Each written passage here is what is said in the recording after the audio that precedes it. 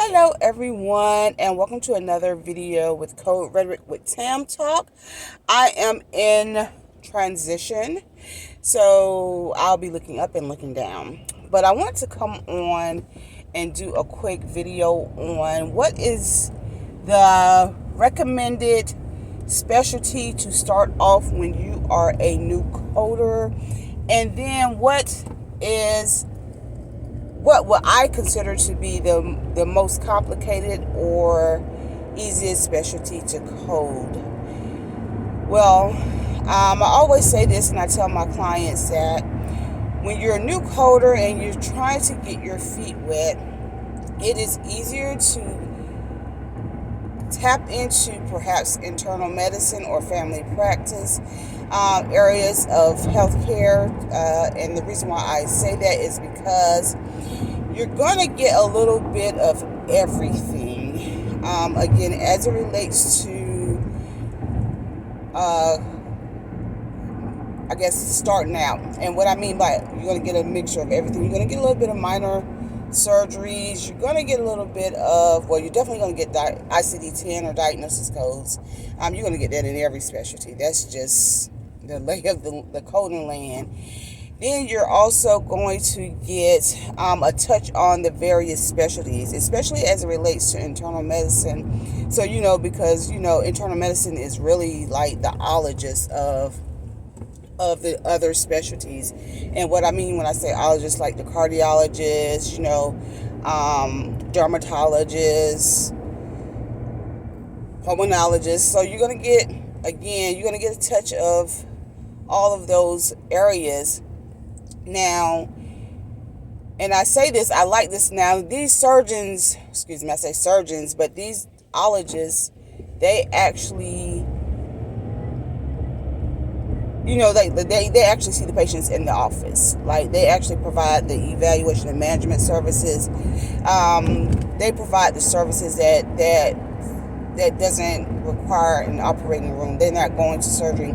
Now, don't get me wrong, they do go to surgery, but more times than not, when I say internal medicine, these are the ones who are actually evaluating the patient, providing treatment measures, I would say, prior to going to the OR or to the surgical room or surgical center.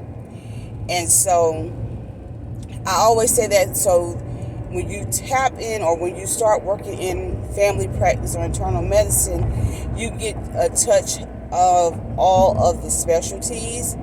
And at that point, I feel like you can kind of gauge which specialty you're drawn to. Give me 1 second, a siren. Fire truck is coming by.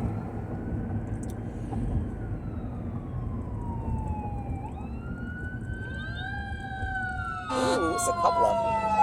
Oh wow.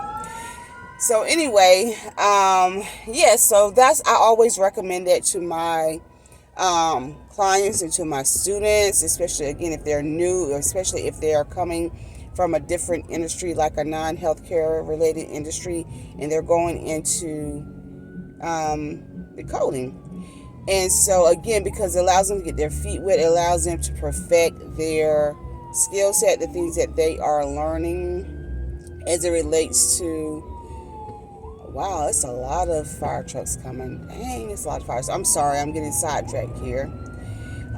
This is just reality television or reality TV, because they are coming. You hear me? They are coming. So something is on fire. But anyway, back to the regular broadcasting. It is, again, it's family practice internal medicine allows a new coder to get in to a specialty, to get into an area and to get their feet wet, and they get to apply all of the things that they learn during their coding program, their coding course, such as, again, the diagnosis codes, ICD-10 code, your CPT codes, your HCPCS codes, your modifiers. And not to say that you won't be able to do that in another specialty, it's just that I feel like you can build your confidence in coding in those particular specialties. Now, what specialties do I like, or what do I feel like are the most complicated ones? Oh my God. So I've heard this over the span of my career, and there is some truth to it. Interventional radiology, vascular surgery, and I would say even cardiovascular, they are to me the most complicated. I wouldn't even say complicated. I would say it would be more so of a, there's many steps, again, because the vascular system runs throughout the entire body.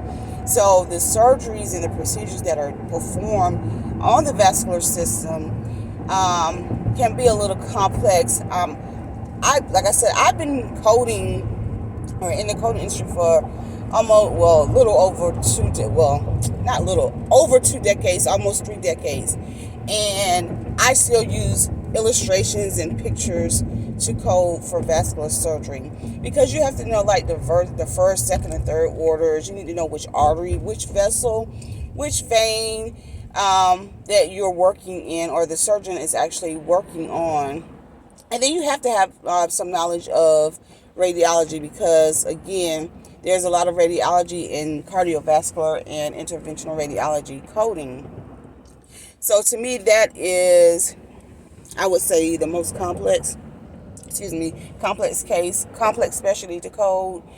It can, for me, also be depressing, especially cardiovascular, but I won't touch on that. That'll be in another video as we talk about mental health as it relates to the coding industry.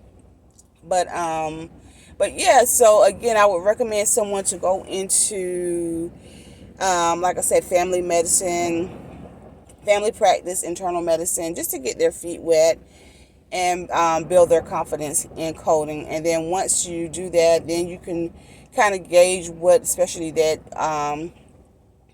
excites you, that intrigues you, that you want to learn more of. And then once you do that, you can kind of tap into that specialty. And again, I would say cardiology, and you know, and then you get more into some of the major surgical procedures, and yeah, kind of go from there. So yeah, so again, I am transitioning in regards to like moving from one location to the other. Excuse my hair.